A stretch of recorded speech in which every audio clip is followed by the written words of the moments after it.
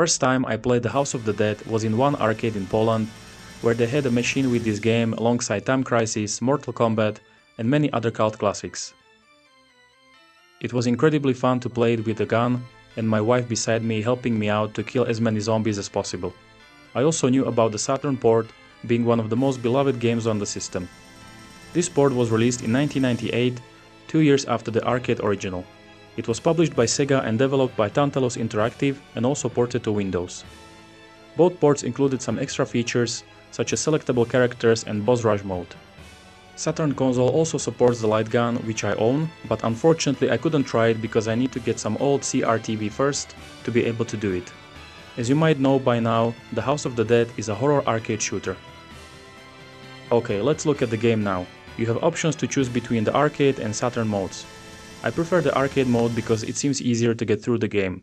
Speaking of that, you can select 3 different difficulty levels in the options menu: easy, medium and hard. I played on easy and still had difficulties to get to the end of the game. Even when I chose maximum continues and lives, it was still hard as hell. But it somehow managed to be fun despite the merciful difficulty. When you play it more and more, learn where the monsters are or where they jump from, it becomes a bit easier.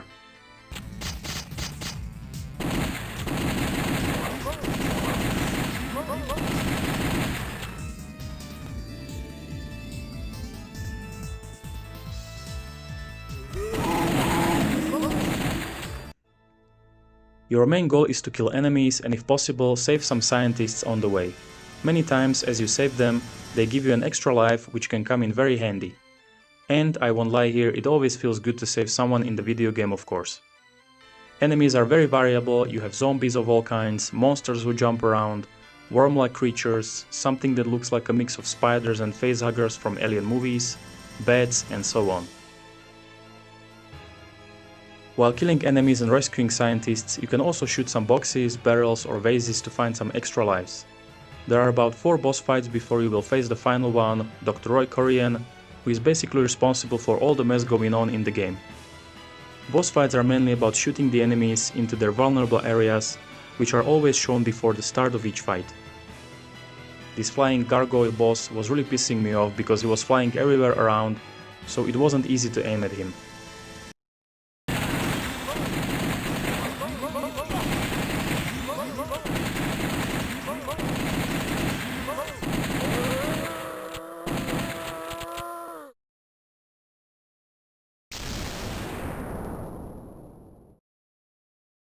This game has some in-game cutscenes which usually happen before reaching certain areas or bosses.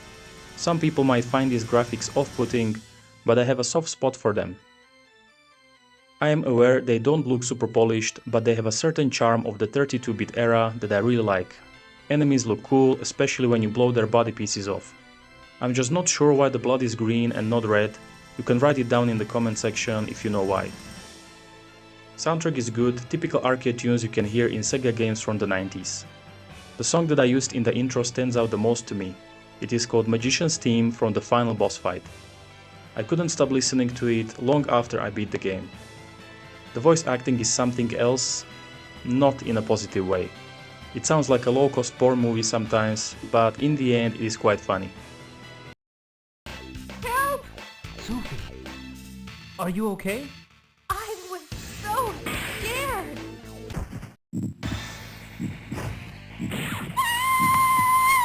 There are 3 different endings which are determined by players' score rank. The first one is where Sophie becomes a zombie. Second one, when players get the highest rank, Sophie survives her injuries and she stays alive. And in the third ending, a distant view of the mansion is shown and Sophie is not there, so we don't know if she survived or not. The game itself isn't very long, but that is quite normal in these arcade games. However, the replay value can be good because you can play 3 modes, solo or co-op, and you can always try to beat your best scores from previous playthroughs. You can even try to play with the light gun as I mentioned before, provided you own a CRTV. Overall, I will give the House of the Dead an 8 out of 10. It is a great arcade fun which you can play anytime when you feel tired and you just want to turn your brain off. I wish that Resident Evil Survivor on PS1 played like this, but that's a story for another video. The cover art shows a zombie above the mansion with the title of the game on the top. I also created a Sega game tiers list where I will put other Sega games from Saturn, Dreamcast, Mega Drive and Sega CD. Japanese version of this game can be purchased from eBay from around $30, but you will pay a fortune to get PAL or American versions. I hope you enjoyed the video. If yes, you can give a like, hit the subscribe button and ring the bell to receive retro gaming reviews every week.